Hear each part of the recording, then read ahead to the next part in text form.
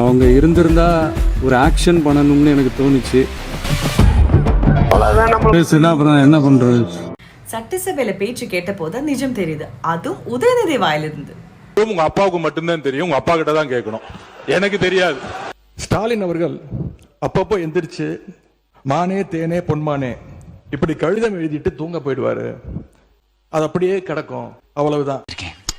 நீ தாண்டா புள்ள யோ பாத்தியா? என்னை ஒருபோது இந்த மக்கள் தலைவராக பார்க்க மாட்டார்கள், ஏற்க மாட்டார்கள். ஏன் நீ ஒரு டுபாக்கூர் பாயில சீமான் பாவண்டா.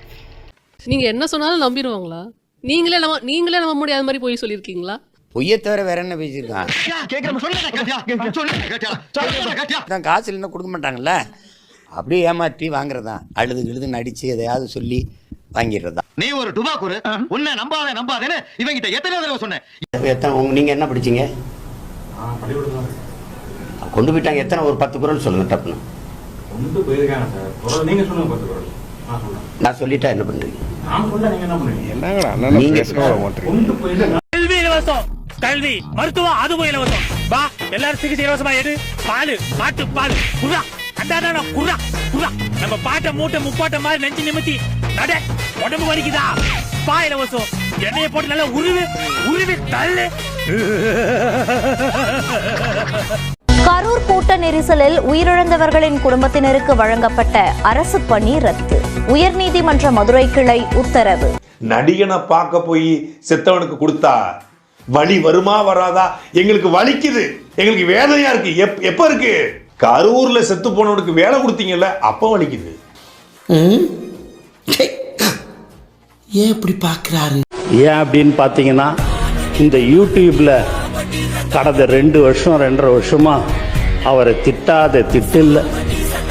1 சீட்டு வாங்குவாரா, 2 சீட்டு வாங்குவாரா, 5%, 3%, 7%, இப்படியா எல்லாரும் இலக்காரமா எல்லாருமே பேசினாங்க.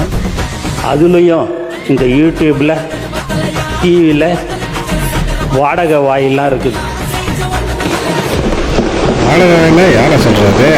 அந்த வாய் என்ன பேசணுமோ அவ்வளவும் பேசும். வேற ஆன்லைன்ல எடுத்து போடுறீங்க எல்லாரும்.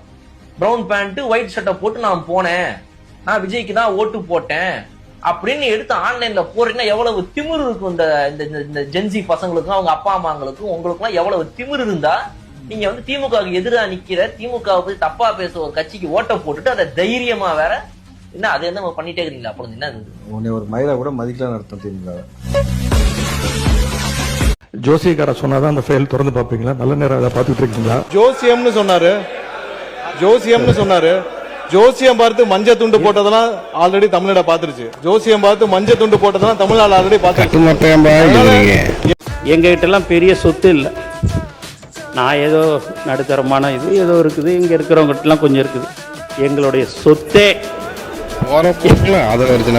பக்கத்துல இருக்கிறவரா, அவர்கிட்ட நிறைய சொத்து இருக்குது. ஒன்னா எடுத்துங்க, வேணான்னு சொல்லல.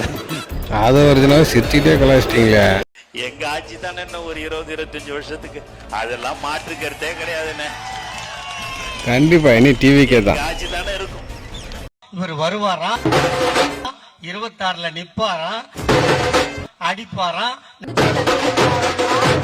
நேரா போய் முதலமைச்சர் சீட்ல உட்காருவாரா? என்ன சொன்ன மாதிரியே உட்காந்துட்டாரப்பா முதலமைச்சர் சீட்ல.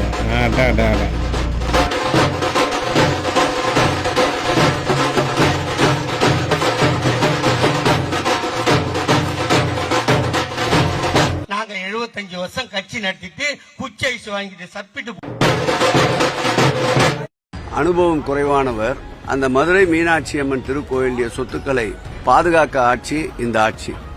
நிச்சயமா எனக்கு அனுபவம் குறைவு தான், அதுல எந்த விதமான மாற்று கருத்தும் கிடையாது. எதுல அனுபவம் குறைவு அப்படிங்கறதுல தான் விஷயம் இருக்கு.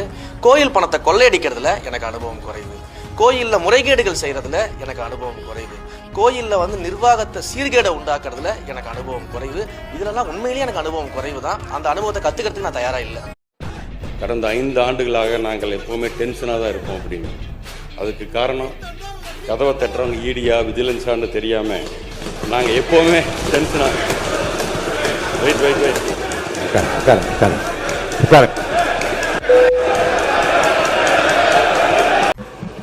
நீங்க உங்களுடைய தேர்தல் பத்திரத்துல கார் இல்லன்னு சொல்லலாம், வீடு இல்லன்னு சொல்லலாம், 10,000 ரூபாய் பணம் இருக்குன்னு சொல்லலாம். ஆனா ஸ்டாலின் பல்வேறு சட்டமன்ற உறுப்பினர்கிட்ட எங்க கட்சியிலேயே சொந்த வீடு இல்லாதவங்க இருக்காங்க.